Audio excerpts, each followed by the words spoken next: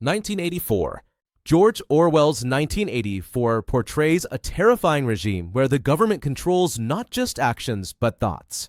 The world is divided into three superstates, always at war, always rewriting the enemy. In Oceania, Big Brother watches everyone through telescreens. Children spy on parents. Love, privacy, and personal freedom are crimes.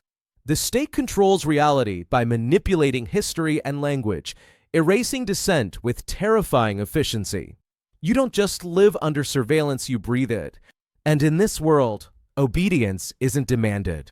It's expected because truth itself no longer exists. Pokémon. Pokémon offers a colorful world where kids set out at age 10 to capture magical creatures and make them battle.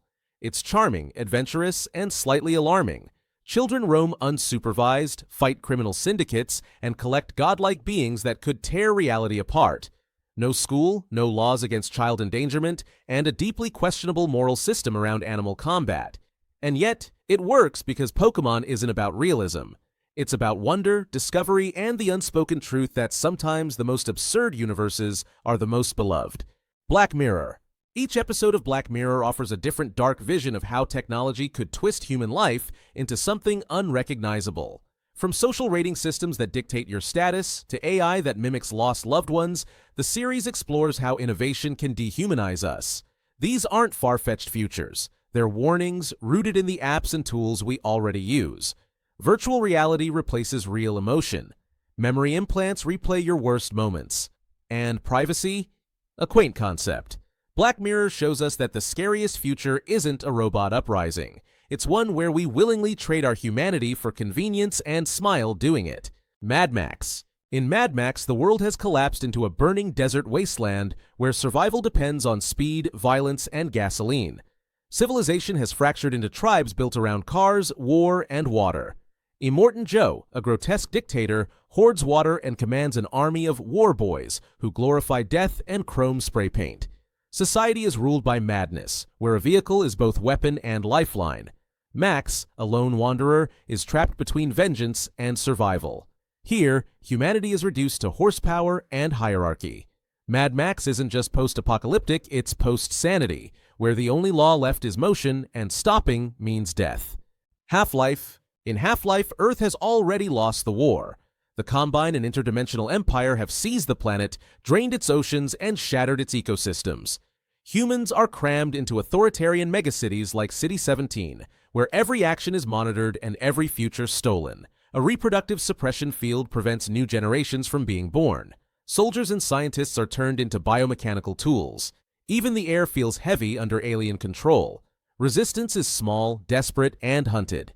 This isn't a story about conquest, it's one of extinction by design, where humanity is being phased out not by brute force alone, but by bureaucratic, calculated erasure. Altered Carbon. In Altered Carbon, death has become irrelevant for the rich.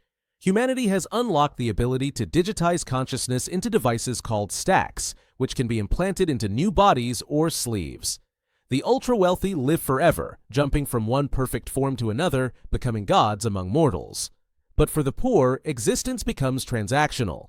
Bodies are rented, identities recycled, and death is often just a pause if you can afford a reboot. Society fractures.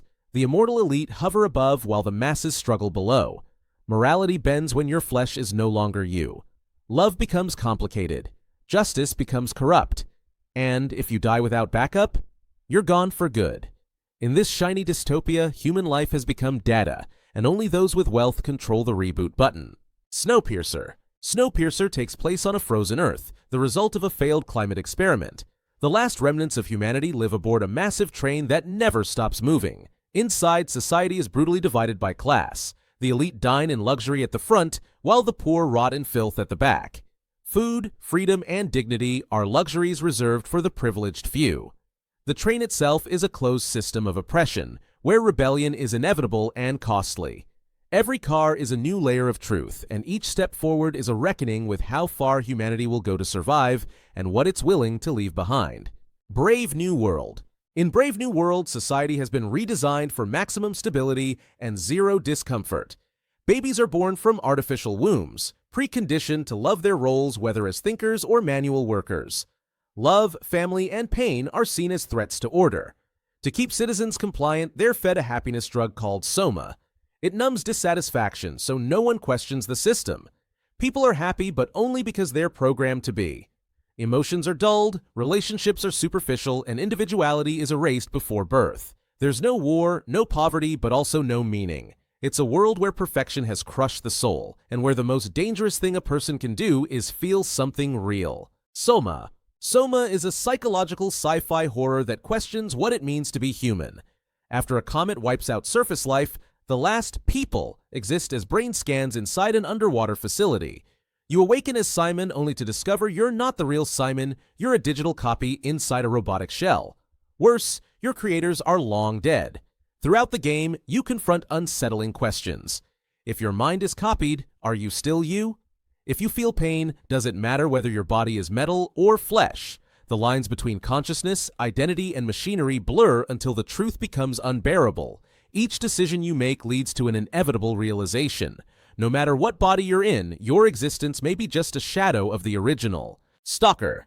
In Stalker, something fell from the sky, and where it landed, the laws of reality began to fray. This place, simply called the Zone, is filled with strange physics, deadly traps, and objects of unexplainable power. It's not just dangerous, it's unknowable. Scientists study it, governments restrict it, but only reckless guides called stalkers dare to enter. They seek artifacts, items that defy logic and offer wealth or disaster.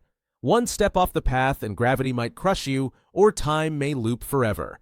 Stalker isn't just about surviving a place, it's about confronting the limits of reason and what happens when the universe stops playing by its own rules.